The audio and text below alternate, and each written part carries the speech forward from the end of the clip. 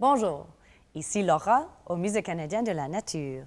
Un paléontologue d'Angleterre, Nick Longridge, a récemment publié un article scientifique portant sur 2 spécimens de dinosaures contenus de nos collections.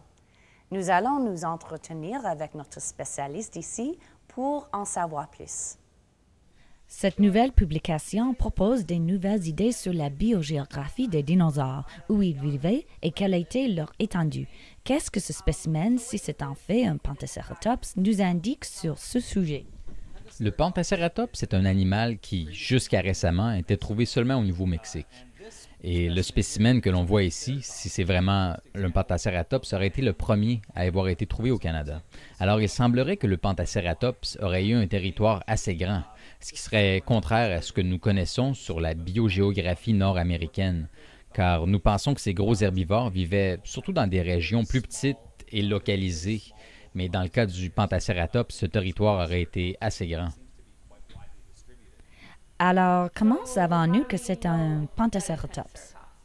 Le spécimen que vous voyez ici était ultérieurement attribué à l'Ankhiceratops. Et nous avons un Ankhiceratops ici. Vous pouvez voir plusieurs similarités. Tout au long de la collerette ici, vous voyez des longues pointes.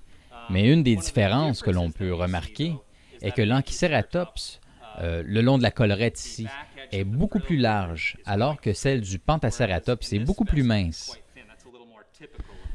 Amène-moi cette pièce.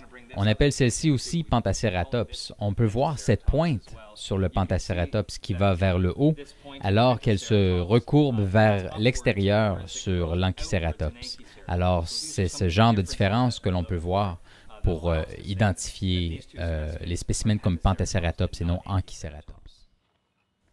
Voilà un exemple, parmi tant d'autres, de la manière dont les chercheurs de partout dans le monde utilisent nos collections muséales pour faire progresser notre compréhension de l'histoire naturelle.